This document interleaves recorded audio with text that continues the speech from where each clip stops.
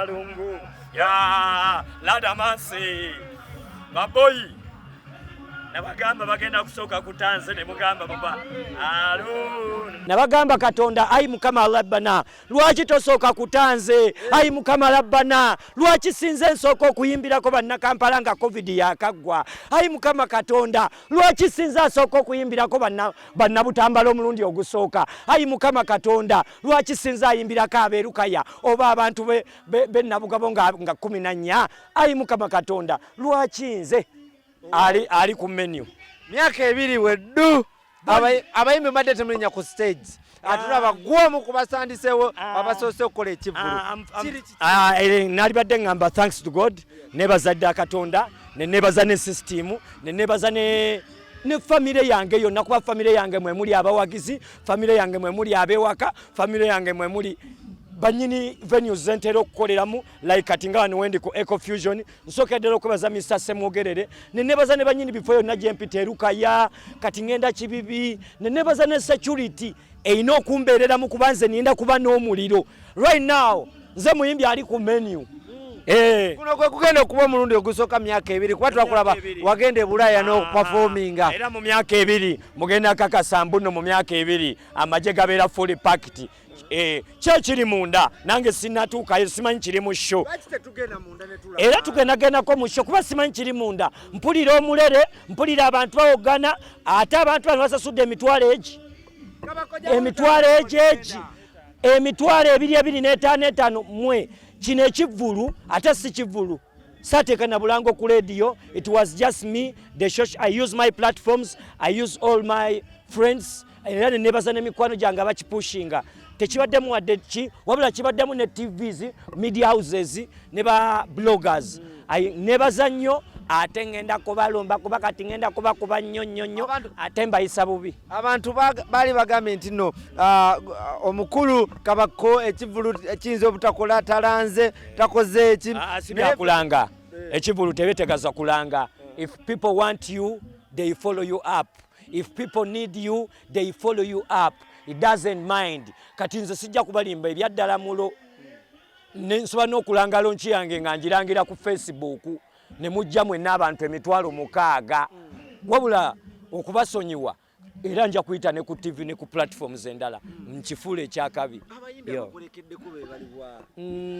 Ate no baka stage awo sinaba nakutuukawo naye mpulira omuliro mungi. Wabula ku simu yange wano era ngambye kalo yangu ako kuba kati amagye bwe galinnya ate mba nkuwambye. Era kalo kasita mugambye asaleko mbwangu kuba ate bwe galinnyako.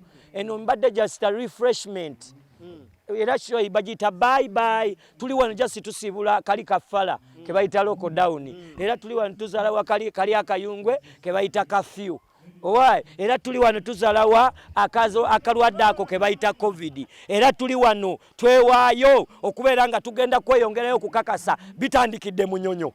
Nzira Butambala enkya ku Lwomukaga ngenda kubeera Kibibi mu kisaawe. Era oluva wano abantu b'Ekibibi musula nange leero. Deni ku Sunday ate abewaffe Butambala gye nzaalibwa Egombe tukube endongo ebidongo byayimiridde dda. Era sawa zino wenva wano ngenda kwogeramu ne security okuba omanyi security naye nga omanyi eba tebijo ate nga omanyi security n'omuntu wa wansi tulina okuba nga tukolaganira wamu kuba ffe emiti emito ate nabo nga be babi. Abantu abatakwagaliza Kabako abatanjagaliza sitebaliyo simanyi yatanjagaliza mulo mwala alinze sina nampalana. Mu life yange manyi nze newalana era bwe neryaza amanya nze nekolako fojale. Omukulu sebo bebe kuli yavuddeyo n'agamba nti omwana mwagaliza buwanguzi. Mwana ki? Kabako. Sina nze buwanguzi bwendiko kuba siri mu ringi. Okitegedde era mukulu muzeyi siri mu ringi just nze ndi mu style yange nawe oli mu gap yo buli omu abeere mu pavilion ye avimbire mu vako lye. Kuba nange no gye ndi ndabe omuliro ndaba n'ekitangala kumbe naye gyali akenga vere nze nange wendi ninga aliku atowulira bagamba nze nzirayo. Ekitegeeza kuba mbuno am the next meaning ndi ku menu. Ndi ku menu. Yewe ebyambalo bino titi tukulaba tova mu bunu. Omulumba mulimu eddogolyo. Ate siva mu bunu naye ekisingira ddala nnyuma. Bampita ku mukolo. Era nze ekyenjawulo sina na luyimba lwa mukolo. Naye bwonjija wenjija kati ku mukolo nkakasa Esuuti ya sente meke. Aiso ya mwesijja kubalimba engeri gye ndimu nnyo ennyonyi. Mwesijja kubalimba baboyi nkuba ssente. Nze sijja kubalimba ndi muzibu. Buzaako ekyali ku mukolo gwa Nubianiri. Kati zino zo zimu ku suuti zajja 35 n'akambalako 13. Kati buzibu bwerere.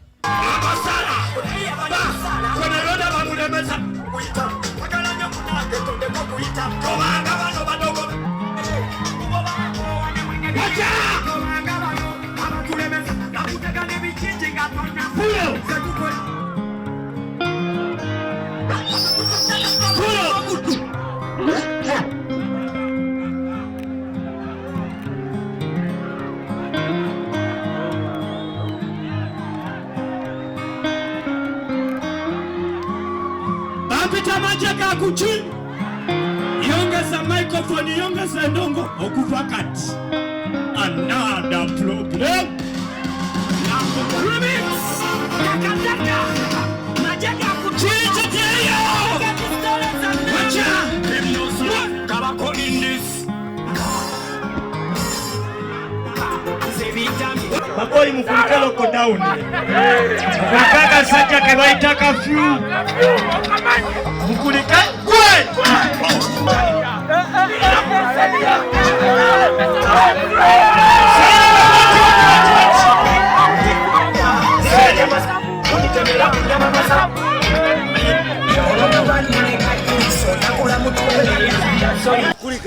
Yo, I'm good. I'm blessed.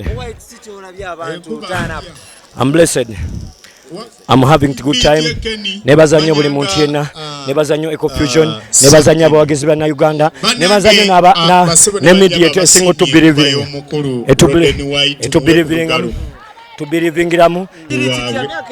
1 2 3 DJ Ande. It's not all about music.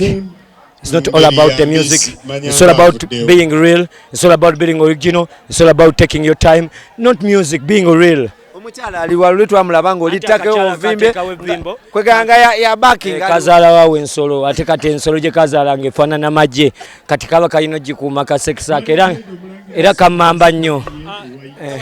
Tumanyi nti toli mutinye ne toli muweka. Auntie Shiba is a big brand. Where is she? She's working. No, she's big. And if she's big, I give respect to everyone is bigger than Shiba. But I know Shiba is bigger than everyone. So one day she has to come be here because this is my place. It's where I do sauna, it's where I do steam, it's where I do jogging, it's where I take my long time. Zosigenda mabala malala. Mbera wano. Era tosobola wonuka wembera. Era ebanda tezirinako kopi. Essala ly'omusajja zaatuuse eza bebekulu zaatuuse abantu tulabe bazzi. Si sala zange. Osoka kwesabira mikwano gyo nawe ne weesabira nange nabasabira bafune. So who next? Who do you sing next if I prayed for you? Bova wano ddawa. Bwe nva wano ngenda Kibibi gye ngenda okusula. Kuba enkya ninayo show. Bwe nva Kibiri ngenda Gombe waffe. Era bwe nva Gombe waffe ndoza I'll be taking my long journey. I'm going for about 14 days. I'm going for a long tour. Yeah. Oyina wali statement gy'okoze n'ogamba nti no mutabani wa Bobi Wine yakulira amagye. Kati kintu ekyo badde otegeeza. Buli mulembe gonna gwe tuliko tuli mulembe mwagulanyi. Kati ffenna tuli baagulanyi. Nange ndi mutabani we. N'oli mutabani we. Naye Bobi Wine mutabani wa Kyagulanyi. Ye nnyini Bobi Wine mutabani wa Kyagulanyi. Tuli mulembe mwagulanyi. So enkokola kati yakulira amagye. I was talking about me. Omulembe mwagulanyi, me is a general. Vera na kyayinza kukola kuba musinga ssente. Olwaleero ne manager w'omuyimbi Kalo Kasita olunaku olwaleero wano agenda kuba nga atubuulira ku nsonga ya Fefe Busi ne Kalo Kasita bituufu bagenda kweyanjula bagenda kwewasa. Omuyimbi wange mugagga nnyo okwagala Fefe. Omuyimbi wange yakola dde emyaka mingi bannange avuga bezi. Ogimanyi n'ekirala omuyimbi wange w'amaanyi nekyo olina omumanya nakayimba akapya nesimu yakakoze. Fefe Busi talinamu ssente zisobola kulabirira Kalo Kasita ng'azijjawa. Fefe Busi nga musajja ayiribye yamuzaala mu kamera munyiige.